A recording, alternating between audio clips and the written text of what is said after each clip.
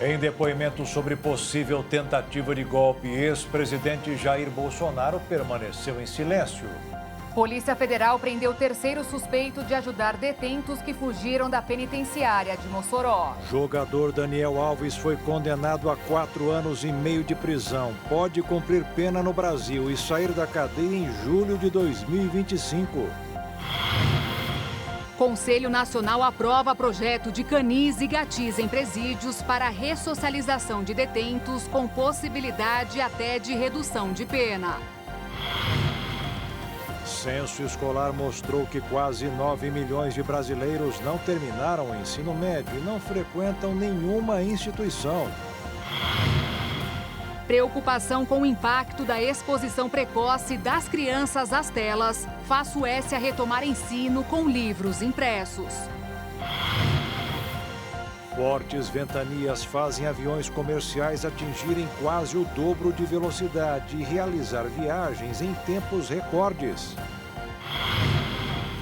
E turistas elegem Praia da Falésia, em Portugal, como a melhor do mundo para viajar em 2024. Agora no Jornal das 22.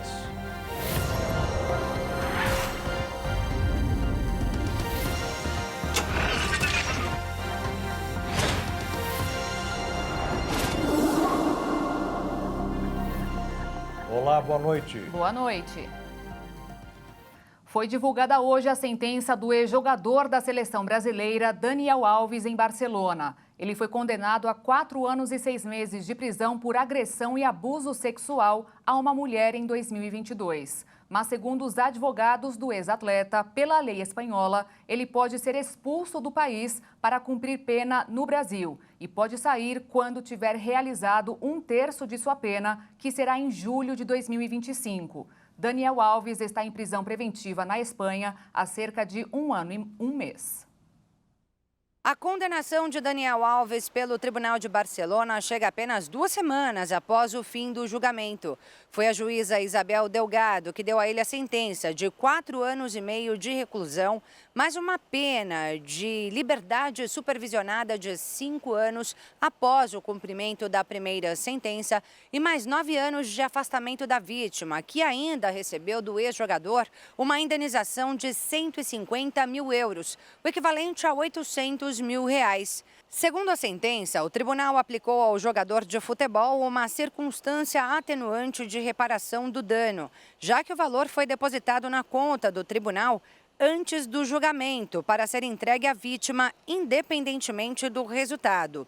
E esse fato expressa, segundo o tribunal, uma vontade reparadora. O julgamento de Alves durou 3 dias e terminou no dia 7 de fevereiro, quando o jogador prestou depoimento. Na sessão, ele negou a agressão aos prantos. Enquanto isso, a defesa de Daniel pediu a liberdade condicional e a absolvição dele. Por outro lado, o Ministério Público Local pediu 9 anos de prisão e a defesa da vítima 12 anos de reclusão. Ao todo, a Justiça ouviu 28 testemunhas. A sentença diz que o tribunal considera provado que o acusado agarrou bruscamente a denunciante e a derrubou no chão, impedindo-a de reagir. Com isso, se configura o uso de violência no ato. O caso aconteceu na madrugada do dia 31 de dezembro de 2022, na Boate Sutton, em Barcelona, na Espanha. A defesa do ex-jogador ainda pode recorrer da decisão no Tribunal Superior de Justiça da Catalunha e no Supremo Tribunal da Espanha. Por enquanto, Daniel Alves segue preso. O ex-presidente Jair Bolsonaro esteve hoje na Polícia Federal para prestar esclarecimentos sobre uma possível tentativa de golpe de Estado. Bolsonaro, no entanto, ficou em silêncio durante o depoimento. O presidente Jair Bolsonaro ficou poucos minutos aqui na sede da Polícia Federal em Brasília, durante o depoimento, na investigação que apura a possível elaboração de um plano golpista. Bolsonaro ficou calado. A defesa do ex-presidente afirmou que não teve acesso integral ao inquérito, por isso não seria possível se manifestar sem todas as informações. Em conversa com jornalistas, o advogado de Bolsonaro afirmou que o ex-presidente nunca foi simpático a nenhum plano de golpe e não teme delações premiadas porque não cometeu nenhum crime. A defesa de Bolsonaro chegou a pedir o adiamento deste depoimento, mas essa solicitação foi negada. A mesma estratégia de ficar em silêncio durante o depoimento foi seguida por outros investigados, como Walter Braga Neto e o general Augusto Heleno. A Polícia Federal convocou 22 pessoas, além de Bolsonaro, para prestarem depoimento simultaneamente e evitar que os investigados pudessem combinar respostas. Entre os convocados estavam Valdemar da Costa Neto, presidente do PL, e também Anderson Torres, ex-ministro da Justiça. No começo do mês, a Polícia Federal cumpriu 33 mandados de busca e apreensão na Operação Tempus Veritatis. A operação foi autorizada pelo ministro Alexandre de Moraes com base nas provas coletadas pelo PF em celulares e computadores de Mauro Cid. Conversas entre assessores e ministros de Bolsonaro foram reveladas pelo STF para justificar a operação. Nos trechos divulgados, os investigados combinavam valores para bancar a vinda de manifestantes a Brasília e falavam sobre estratégias para pressionar os comandantes das Forças Armadas para aderirem a um possível plano de golpe. O STF revelou ainda uma reunião realizada no Palácio do Planalto entre Bolsonaro e os ministros do governo para discutir como impedir a eleição e a posse de Lula. Subiu para 3 o número de presos suspeitos de terem ajudado na fuga de 2 detentos do Presídio de Segurança Máxima de Mossoró, no Rio Grande do Norte. As buscas continuam e parece que não vão acabar. 9 dias se passaram e nada da dupla ser encontrada. 2 homens foram presos hoje em flagrante. Durante uma abordagem da Polícia Federal, onde apuravam detalhes sobre a fuga, os investigadores encontraram armas ilegais, além de uma alta quantidade de drogas. O outro homem foi preso ontem. Ele tinha um mandado de prisão preventiva emitido pela Justiça. As autoridades afirmaram que todas as prisões e apreensões possuíam alguma relação com a fuga. A investigação já trabalha com a hipótese de que a dupla recebeu algumas ajudas da parte de fora do presídio. Os policiais garantem que possuem fortes indícios de que isso aconteceu e de que receberam, inclusive, uma ajuda com transporte. Por conta disso, além do trio que foi preso, a PF apreendeu também um carro que passará por uma perícia. Os fugitivos são Deibson Nascimento e Rogério Mendonça. Eles escaparam do presídio no último dia 14. E hoje, com mais de uma semana de procura pela dupla, a Polícia Federal recebeu o reforço de mais 100 agentes da Força Nacional. As equipes trabalham num raio de até 15 quilômetros do presídio, mas eles estão encontrando diversos problemas durante a operação, como buscas em cavernas, matas, além de lidarem com fortes chuvas e com a presença de animais peçonhentos. Todos os dias, novos policiais chegam na região para ajudar. Até agora, já são mais de 500 homens envolvidos. Além deles, estão helicópteros e drones, mas apesar do esforço, os criminosos nem sequer foram vistos. Até agora, só foram encontrados rastros, pegadas, roupas e restos de alimento. Uma resolução propõe a instalação de canis e gatis em penitenciárias para além da ressocialização de detentos, a redução de penas para quem quer cuidar dos animais.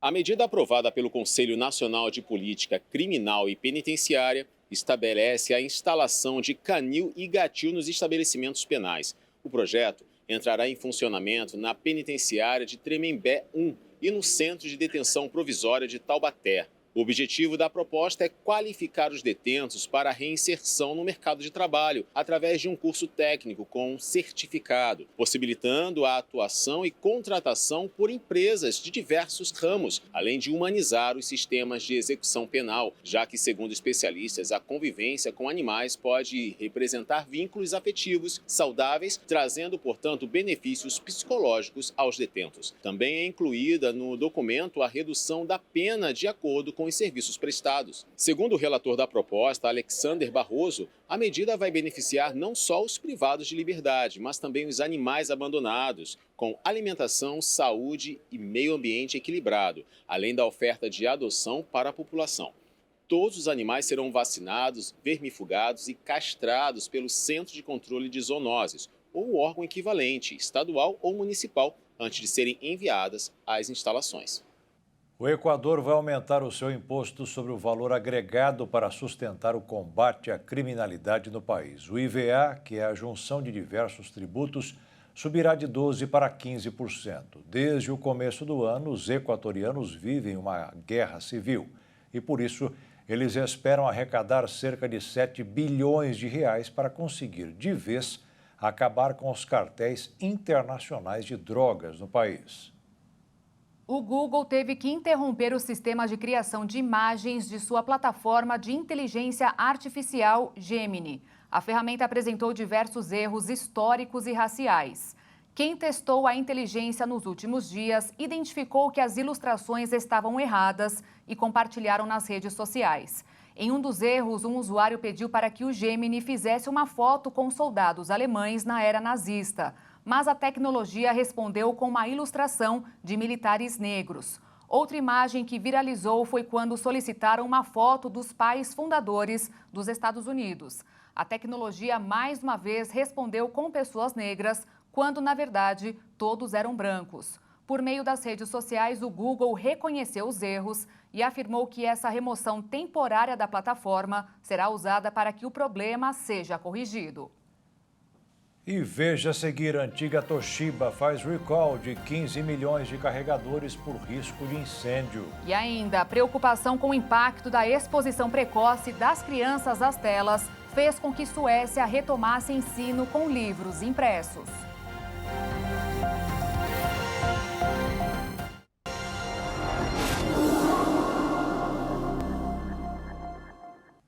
O segundo e último dia de reunião do G20 no Rio de Janeiro deu sequência ao encontro dos representantes internacionais e chefes de estados.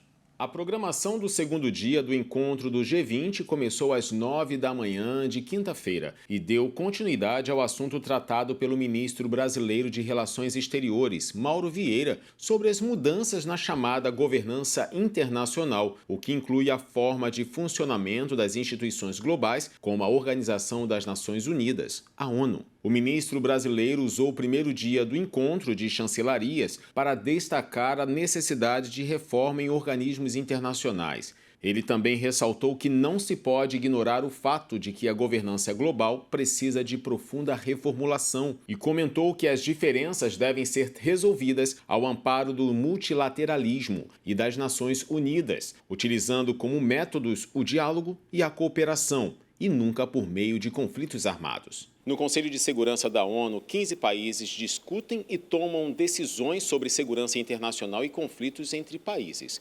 Mas apenas 5 deles, como Estados Unidos, Rússia, China, França e Reino Unido, têm o poder de veto, o que tem inviabilizado resoluções como um cessar-fogo na faixa de Gaza.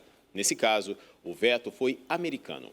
E o Brasil pontua que deve ter um lugar entre eles. O Brasil também teve a proposta de apresentar ao G20 uma norma internacional de regular a tributação sobre heranças. O ministro da Fazenda, Fernando Haddad, cita que, atualmente, existem barreiras que permitem o não pagamento de tributos por pessoas ricas. Haddad também afirmou que o governo brasileiro aproveitará a presidência do G20 para apresentar algumas ideias inéditas na área de finanças internacionais, pois temas como os relacionados à tributação de empresas que operam em vários países já fazem parte do debate global com boa aceitação. Mas, por exemplo, imposto sobre herança não tem discussão. O encontro na Marina da Glória é a primeira reunião em nível ministerial do G20 sob a presidência brasileira. Já nos dias 28 e 29 de fevereiro, ministro das Finanças e presidentes de bancos centrais se encontrarão em São Paulo. Na sequência, estão previstas diversas reuniões de grupos de trabalho em cidades brasileiras, até o encontro final, quando chefes de Estado e de governo se encontrarão nos dias 18 e 19 de novembro, aqui no Rio de Janeiro. Além de encontros em territórios brasileiros, o país pretende preparar uma cúpula de ministros em setembro, em paralelo ao encontro anual da Assembleia Geral da ONU.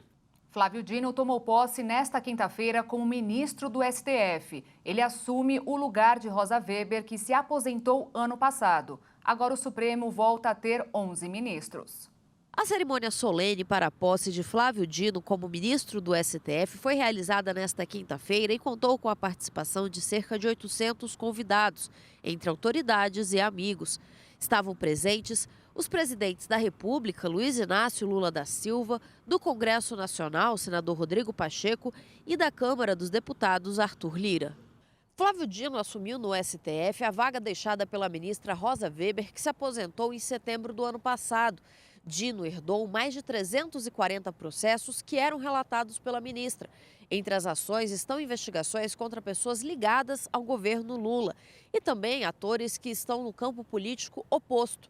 Destaque para a investigação contra Jair Bolsonaro por causa da conduta do ex-presidente no enfrentamento à pandemia da Covid-19. Dino tem defendido que agirá com isenção e imparcialidade e terá uma postura bem mais discreta do que o que foi demonstrado até aqui. Na sessão realizada hoje, o presidente da Corte, Luiz Roberto Barroso, fez uma amistosa saudação a Flávio Dino, apresentando o currículo do novo ministro. Homem público que serviu ao Brasil em muitas capacidades e nos 3 poderes. Flávio foi deputado federal, foi senador da República, foi governador de estado por 2 vezes, reeleito de maneira consagradora, e talvez o que menos pessoas saibam, foi ministro da Justiça, portanto esteve também no Executivo, e embora uma faceta talvez menos conhecida do seu currículo, Flávio é juiz federal concursado, foi o primeiro colocado do concurso dele de juiz federal, portanto também trafegou pelo Judiciário, e foi secretário do Conselho Nacional de Justiça na gestão do ministro Nelson Jobim, que também nos honra hoje aqui com a presença. Flávio Dino poderá ser ministro do STF por 20 anos. Aos 75, deverá se aposentar compulsoriamente, pois essa é a legislação atual. Dino é o 4º ministro em atuação no STF indicado por Lula. Além dele, Cristiano Zanin, Carmen Lúcia e Dias Toffoli foram encaminhados ao STF pelo petista. O Ministério da Saúde registrou 363 mortes de indígenas Yanomamis no primeiro ano do governo do presidente Lula, em 2023, que chegou a prometer solucionar o problema. Segundo a Secretaria de Saúde Indígena, os dados são preliminares. A quantidade de óbitos notificados é superior ao número oficial de 2022, quando foram apontadas 343 mortes. Mas profissionais de saúde não comparam os 2 anos em razão da subnotificação elevada de casos no último ano do governo anterior. A emergência em saúde pública declarada em 20 de janeiro de 2023 levou uma maior presença de profissionais no território, com maior identificação de casos. Mesmo assim, o número de mortes foi elevado, devido à persistência da crise humanitária enfrentada pelos Yanomamis. Dados sistematizados por meio da Lei de Acesso à Informação apontaram a ocorrência de 345 óbitos na terra indígena em 2023. Esses dados foram extraídos do Sistema de Atenção à Saúde Indígena em 20 de dezembro de 2023. O boletim mais recente traz dados de até 30 de novembro do ano passado. Conforme esse relatório, 308 Yanomamis ou indígenas de outros subgrupos na região morreram até a data. Mais da metade dos óbitos foi de crianças de até 4 anos de idade. Entre as causas principais das mortes, pneumonia, diarreia, malária e desnutrição. Os casos de malária somam mais de 25 mil. Um inquérito em saúde indígena é conduzido no CESAI e IBGE, e os números dos anos anteriores, inclusive 2023, podem sofrer alterações, conforme o secretário do Ministério da Saúde. Veibe Tapeba disse ainda que o território tem hoje 40% a mais de profissionais de saúde em comparação com 2022. Ele admitiu que o atendimento de saúde ainda não chega a comunidades em razão da permanência da exploração ilegal de ouro. Não há segurança mínima para as equipes de saúde. Os Yanomamis vivem uma crise humanitária em razão da invasão de garimpeiros em seu território. Até 2022, auge da invasão, eram 25 mil garimpeiros nas terras Yanomamis. As emissões de dióxido de carbono produzidas por veículos pesados como caminhões e ônibus subiram cerca de 30% desde o ano 2000. A alta concentração desse gás é responsável por uma série de alterações climáticas, como a poluição do ar e a formação de chuva ácida. Por conta desse aumento, o Programa das Nações Unidas para o Meio Ambiente pediu uma regulamentação mais ambiciosa para que essa poluição seja reduzida. A paralisação das atividades de campo dos servidores do IBAMA, iniciada em 3 de janeiro deste ano, já afeta o setor automotivo. Neste momento, as empresas que enfrentam problemas são as que buscam a documentação necessária para a importação de veículos, com destaque para os automóveis híbridos e elétricos que vêm da China. Pelos cálculos do órgão, há cerca de 18 mil carros parados em diferentes pátios e portos mundo afora, à espera de documentação para embarcar rumo ao Brasil. A saída desses automóveis de seus países de origem depende de anuência do Instituto, que precisa emitir uma licença de importação. Essa licença de importação comprova que o IBAMA está ciente da entrada desses produtos no território nacional, atestando que os veículos estão de acordo com as regras ambientais vigentes no Brasil. As empresas até podem assumir o risco e embarcar esses modelos, porém, caso sejam submetidos à inspeção na chegada ao país, há o risco de receber multas elevadas de impossibilidade de distribuição. A chinesa BYD, que importa os veículos elétricos mais vendidos do Brasil, é uma das mais preocupadas com a paralisação. E essa questão não se resume aos veículos. Para a BYD, a paralisação das emissões de licenciamento ambiental de projetos de transmissão e geração de energia elétrica, bem como de ativos de exploração e produção de petróleo e gás,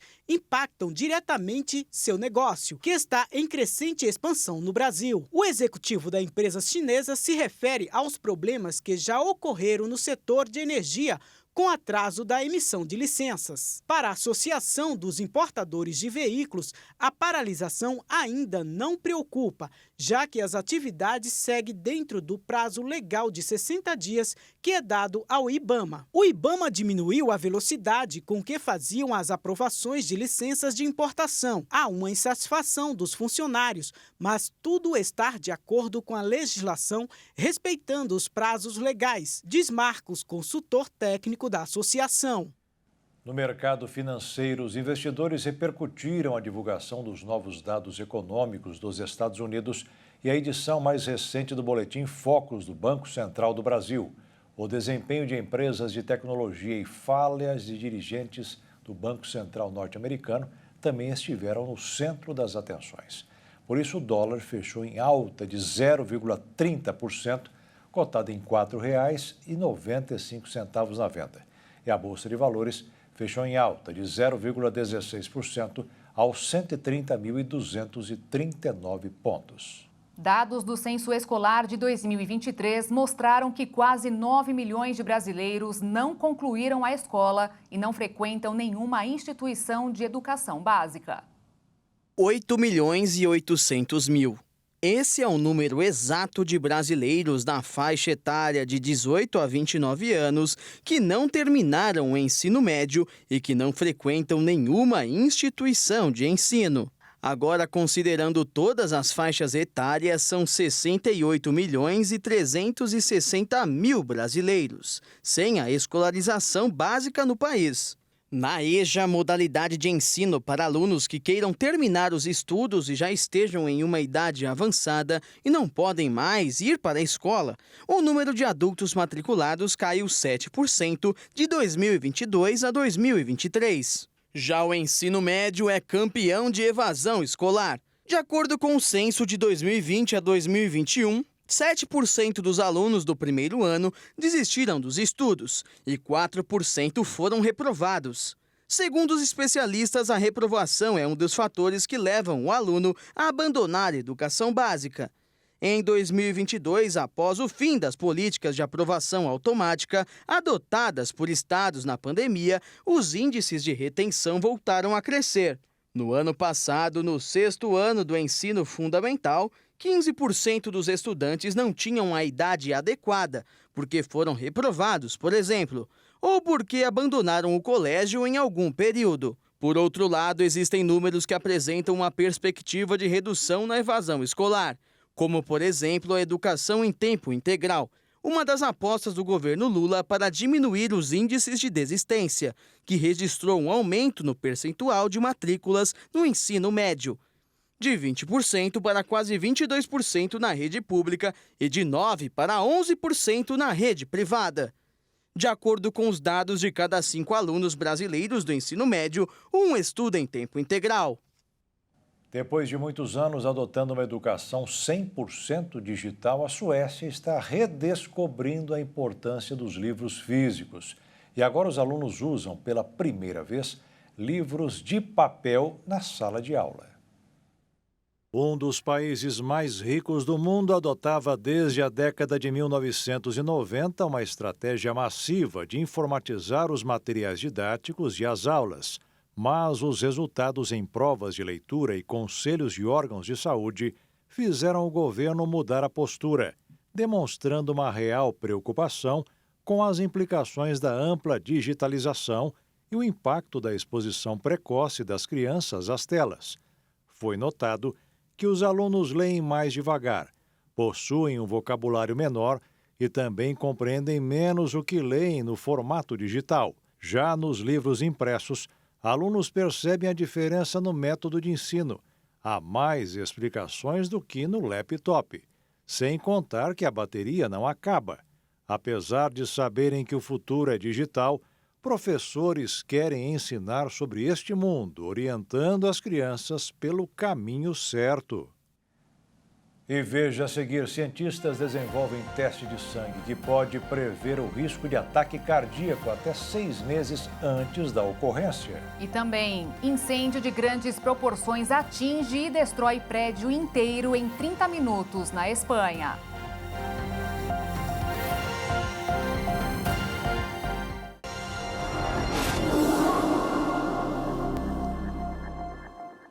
Uma nova pesquisa científica desenvolveu um teste de sangue que pode prever o risco de ataque cardíaco até 6 meses antes da ocorrência. A descoberta poderá ajudar na prevenção de casos.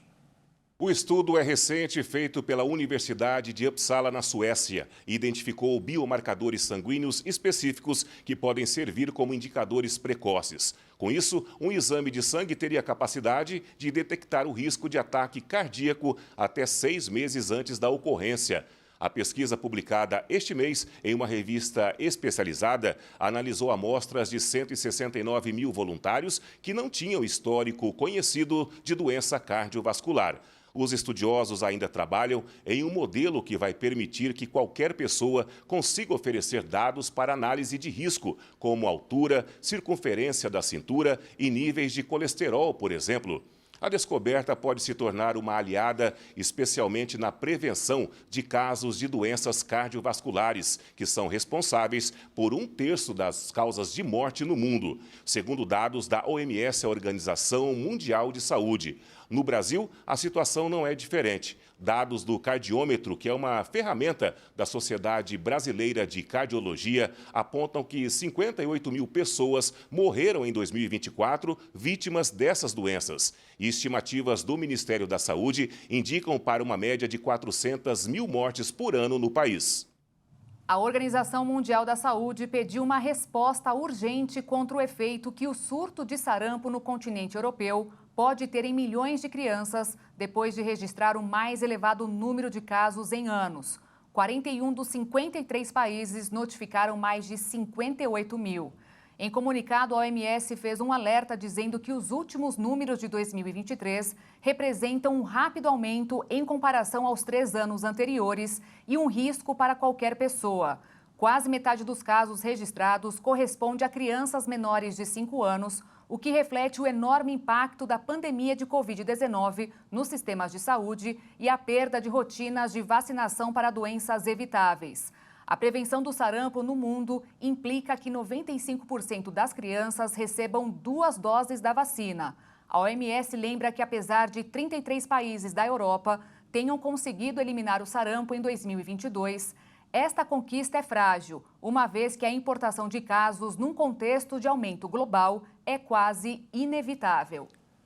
Os Estados Unidos aprovaram um novo tratamento contra câncer em 8 semanas. Até o momento, a terapia é usada para combater o melanoma, tipo que se desenvolve a partir das células produtoras de pigmento da pele, chamada de TIL, que significa linfócitos infiltrantes de tumor. São células do sistema imunológico que existem dentro dos tumores. E os resultados são animadores. 31,5% dos pacientes tratados apresentaram redução ou desaparecimento dos tumores. Essa nova abordagem foca na defesa do próprio corpo para ajudar o organismo a reconhecer e combater o câncer. Para isso, as células que poderiam atacar a doença são identificadas e multiplicadas em laboratório. Scott Guedek, 58 anos, foi o primeiro a receber esse tratamento. Ele teve um câncer na boca, que se espalhou para um gânglio linfático no pescoço. Já tinha passado por uma cirurgia, radioterapia e outras 3 terapias diferentes. 6 semanas após o início do tratamento, o tumor apresentou uma significativa redução. O estado do Rio de Janeiro registrou a 5ª morte por dengue este ano. De acordo com a Secretaria de Saúde de Barra do Piraí, a vítima é uma mulher de 76 anos que morreu dia 9 de fevereiro. Os testes comprovaram a morte pela doença na tarde de ontem, mesmo dia que o governo decretou epidemia no estado. Cerca de 230 mil doses da vacina chegaram hoje na Central Geral de Armazenamento da Secretaria Estadual de Saúde, em Niterói, na região metropolitana, para serem distribuídas para os municípios. E a partir de amanhã, a Secretaria Municipal do Rio dará início à vacinação em crianças de 10 anos de idade. E Manaus, capital do Amazonas, deu o pontapé inicial na campanha de vacinação contra a doença. A indígena Anita, de 10 anos, de etnia Coripaco, foi a primeira criança a receber a dose da vacina Qdenga. De acordo com a Agência Brasil, a capital do Amazonas era a única que ainda não havia dado o pontapé inicial na imunização dessa faixa etária. O que importa é que nossa meta de atingir 90% ou mais dessas crianças de 10 a 11 anos e que a gente começa hoje, dá o start hoje deste trabalho, que é um trabalho de extrema importância. Como eu falei, de uma vacina que numa rede privada a gente até já chegou, custa R$ 420. A unidade de saúde da família do Parque das Tribos, comunidade onde vivem cerca de 3 mil indígenas na periferia de Manaus, foi um dos locais onde a Qdenga foi aplicada.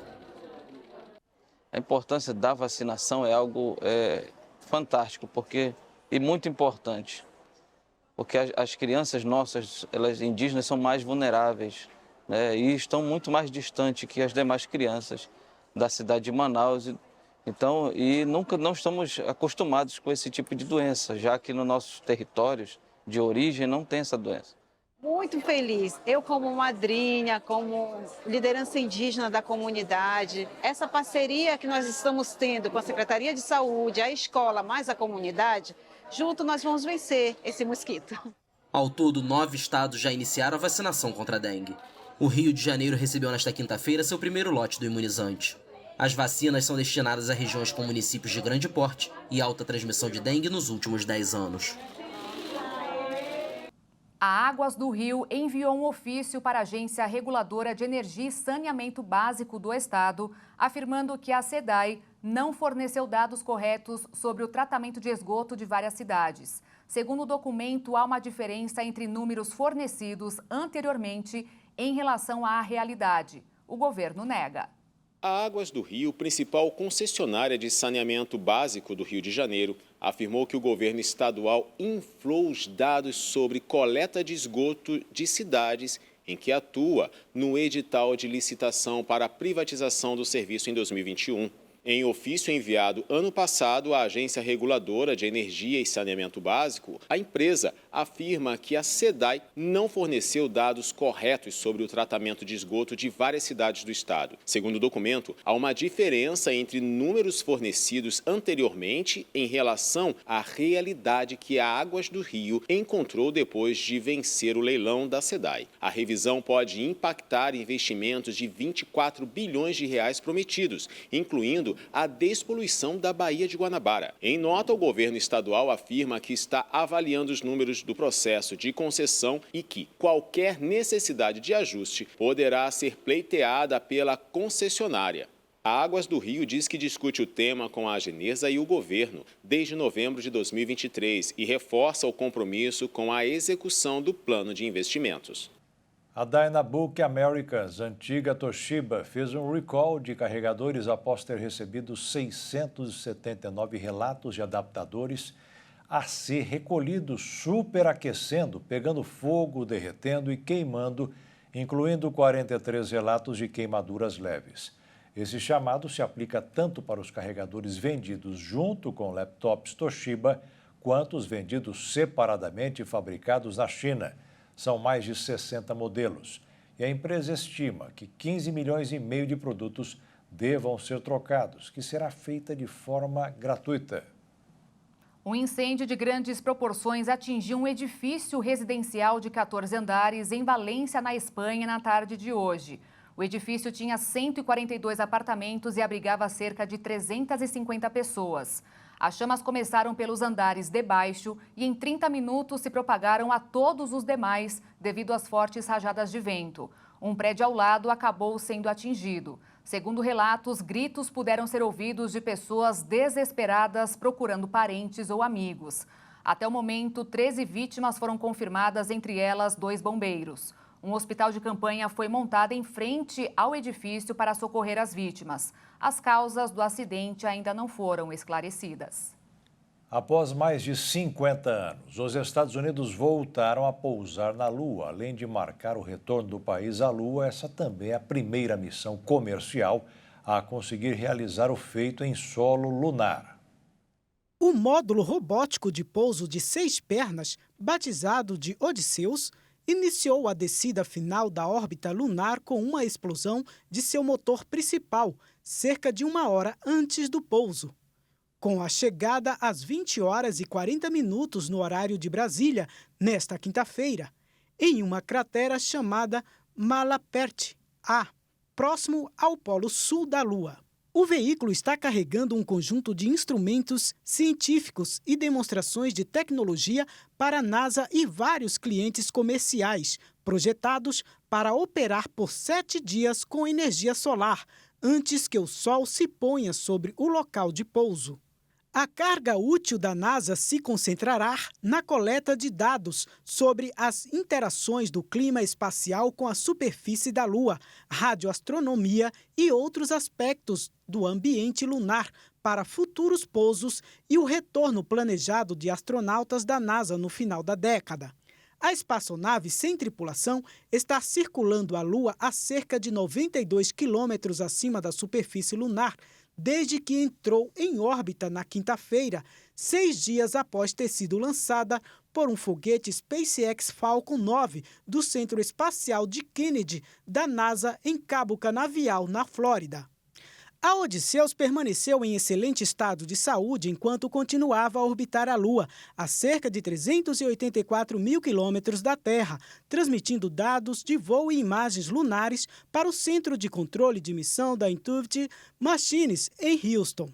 O pouso foi bem sucedido. A missão IM-1 representa a primeira descida controlada à superfície lunar por uma espaçonave dos Estados Unidos desde Apollo 17 em 1972, quando a última missão lunar tripulada da NASA pousou lá com os astronautas.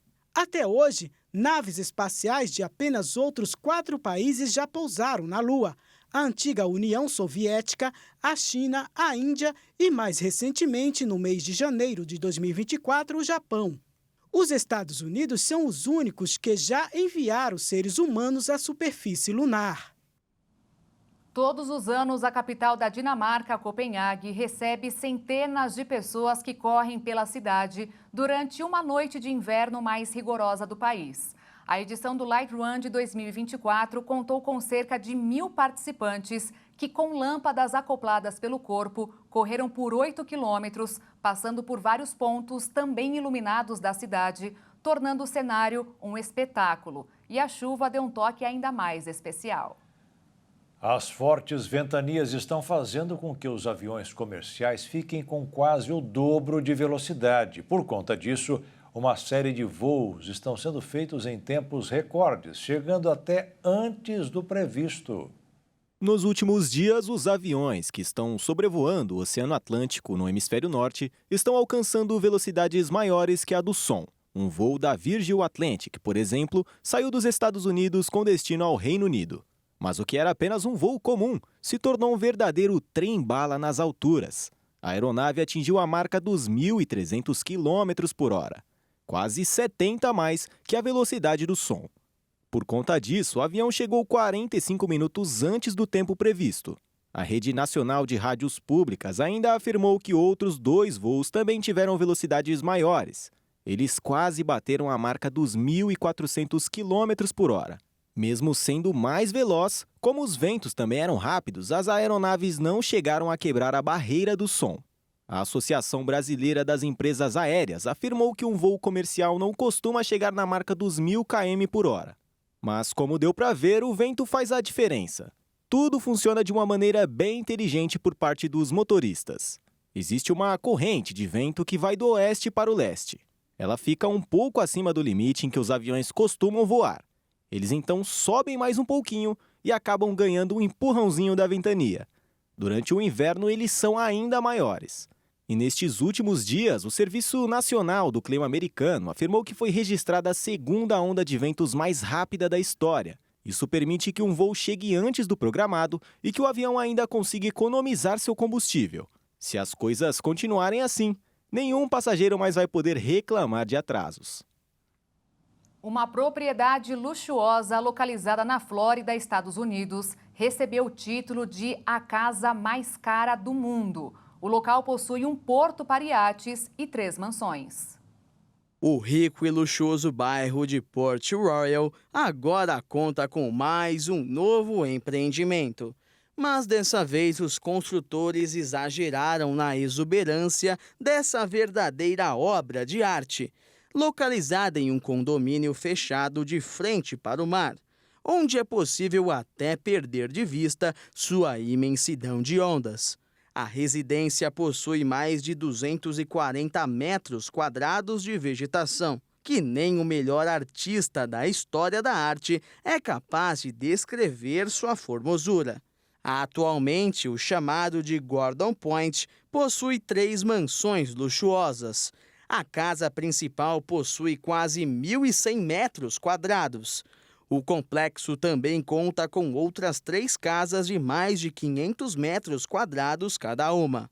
A propriedade fica à beira-mar e conta com 3 piscinas enormes. Para desfrutar de mais diversão ao ar livre, existe também uma doca para aproximadamente 6 barcos, medindo 111 pés. Os atuais vendedores são familiares do falecido financista John Danahui e sua mulher, Rodora.